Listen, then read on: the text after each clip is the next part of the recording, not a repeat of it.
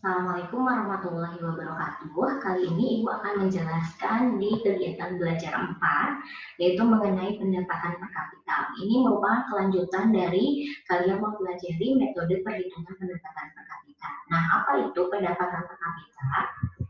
Pendapatan per kapita adalah pendapatan rata-rata penduduk suatu negara. Jadi, ini merupakan pendapatan nasional yang dibagi dengan jumlah penduduk. Maka rumusnya adalah pendapatan per kapita sama dengan PDB suatu negara atau jumlah PDB suatu negara dibagi dengan jumlah penduduk. Nah, PDB di sini memaknai pendapatan nasional. Jadi kalau di data diketahuinya adalah pendapatan nasional, itu tidak apa-apa. Jadi rumusnya adalah pendapatan nasional dibagi dengan jumlah penduduk, ataupun di rumus tersebut diketahuinya adalah GNP, misalnya komponen dari pendapatan nasional. Itu tidak apa-apa asalkan dibagi dengan jumlah penduduk. Karena pendapatan rata-rata itu berarti rata-rata penduduk Indonesia per satu orang di rata-ratakan dari masyarakat lapisan atas, menengah, sama lapisan bawah itu berapa. Nah, kemudian manfaat dari perhitungan pendapatan per kapita adalah untuk melihat tingkat perbandingan kesejahteraan masyarakat dari tahun ke tahun, menjadi data perbandingan tingkat kesejahteraan suatu negara dengan negara lain, menjadi perbandingan tingkat standar hidup suatu negara dengan negara lain, dan menjadi data untuk mengambil kebijakan di bidang ekonomi. Jadi intinya, kenapa sih pendapatan per kapita ini harus dihitung? Karena kita bisa melihat nanti trennya pendapatan kita, kesejahteraannya dari tahun-tahun ke tahun itu seperti apa. Kemudian ini juga bisa dibandingkan dengan negara lain. Nah, ini menurut World Bank bahwa pendapatan satu negara di dunia itu dikelompokkan menjadi satu kelompok negara berpendapatan rendah. Itu pendapatan per kapitanya kurang dari 1.045 dolar per bulan ya. Kemudian kelompok negara berpendapatan menengah itu 1.046 sampai 4.125 dolar. Kemudian kelompok negara berpendapatan menengah tinggi atau upper middle income economics, pendapatan per kapitanya adalah 4.126 sampai dengan 12.736 dolar. Dan yang keempat, kelompok negara berpendapatan tinggi atau high income economics atau dikatakan sebagai negara maju adalah lebih dari 12.736 dolar. Artinya kalau kita kursnya adalah rupiah itu tidak apa-apa karena kita tinggal rubah aja rupiah menjadi dolar ya dengan kurs yang berlaku saat itu. Jadi nanti diaplikasikan ke empat kelompok ini kita berada pada kelompok yang mana. Ya, kemudian berikutnya selain pendapatan per kapita, kita harus tahu juga yang namanya distribusi pendapatan. Apa sih distribusi pendapatan?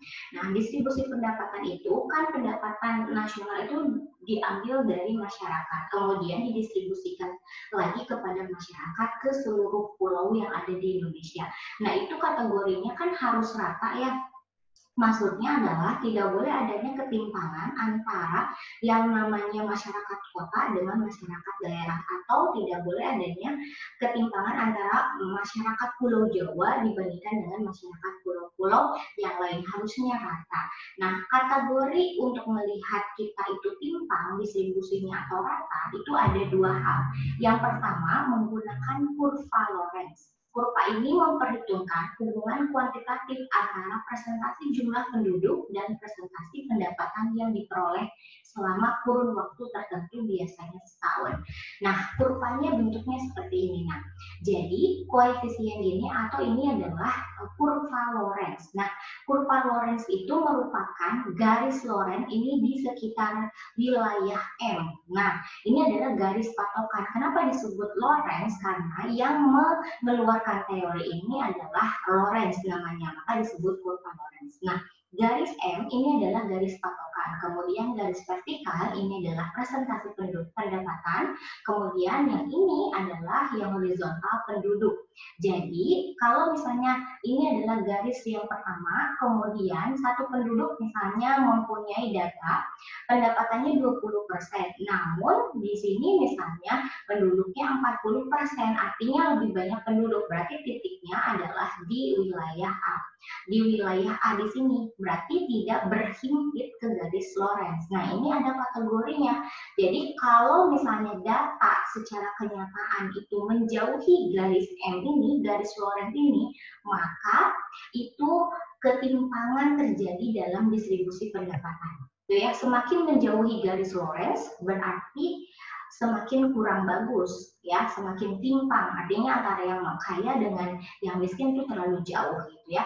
Kemudian kalau sampai berhimpit ke garis Lorentz atau garis yang M, itu berarti terjadi rata, distribusi pendapatannya bagus gitu ya. Maka semakin condong kurva Lorentz ke bawah, maka ketimpangan pendapatan itu semakin besar artinya ya.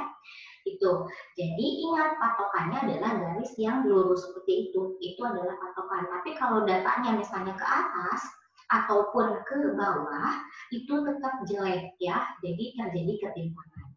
Kemudian yang kedua kategorinya adalah melihat koefisien Gini. Koefisien Gini ini adalah ukuran ketidakmerataan atau ketimpangan agregat secara keseluruhan yang angkanya berkisar 0 hingga 1. Nah, ini mah kalian nanti tidak perlu menghitung, nggak perlu membuat kurva, tapi hanya melihat angka. Kalau angkanya hasilnya di dalam soal itu 0, berarti itu tidak ada yang namanya ketimpangan, pemerataan sempurna antar pulau.